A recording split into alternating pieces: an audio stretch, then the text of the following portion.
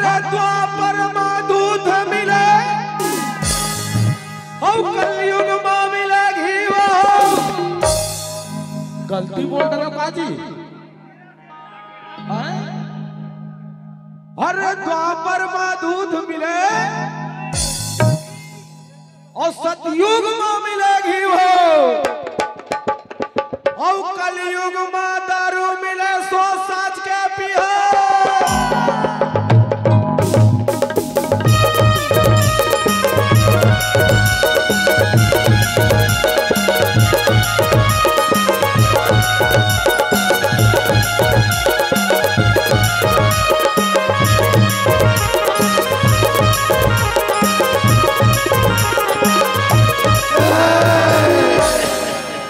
रंग माते रंग रसिया भैया और छावर माते गाय हो। एक टूरी मन माते प्रभु यादव पर जेकर शोभा बरने जाए हो।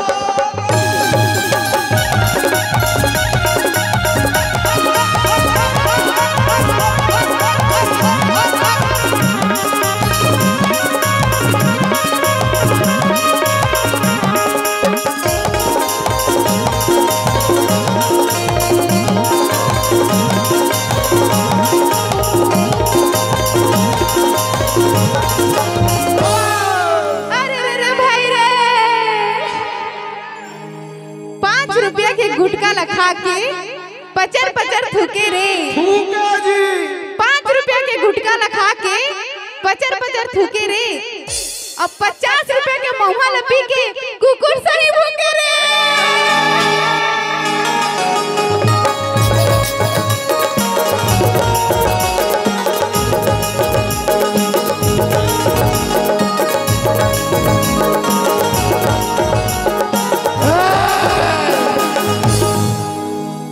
मोला नशा नहीं है गुटखा के, न नशा नहीं है दारू के।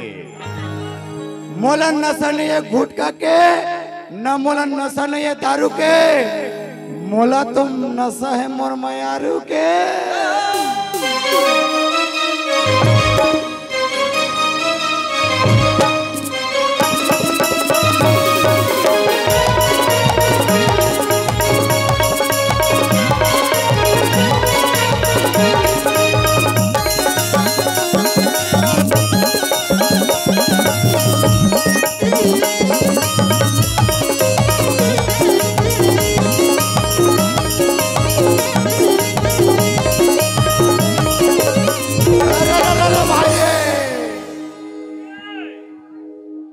सुनो भैया, एक झंटूरी है चारू।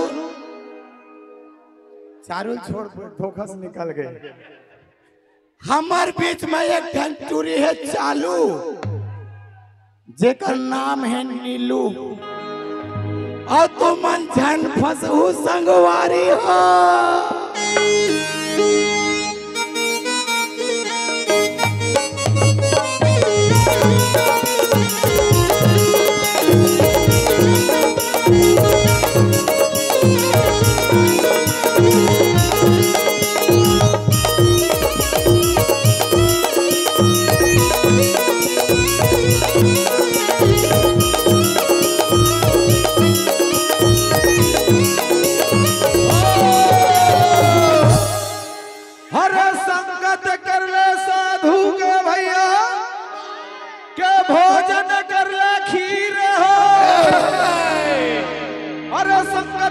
साधु के भैया के भोजन कर ले खीर हो। और कृष्ण भगवान के लिखित लिखाए जेला रजे रघुवीर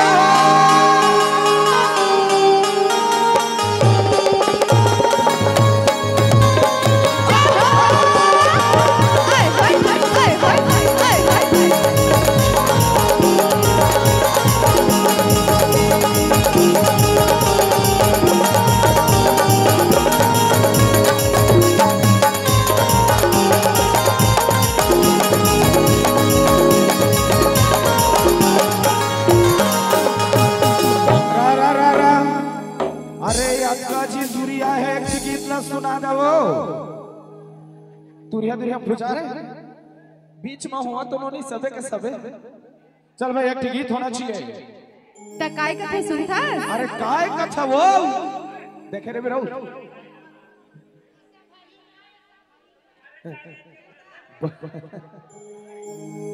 चालू कर दे।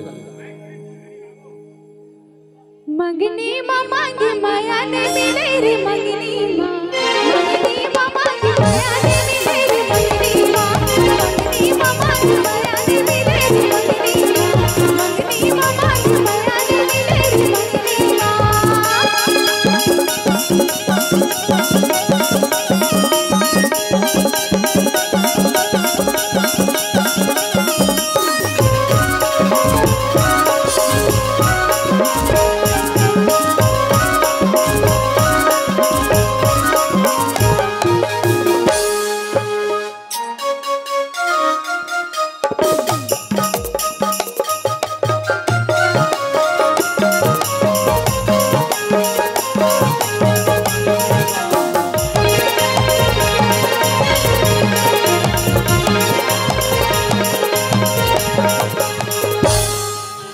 चल एक बार हो गए जिता के तोहरो मन के बिहाना सब ला चाय मिली चिंता मत कर।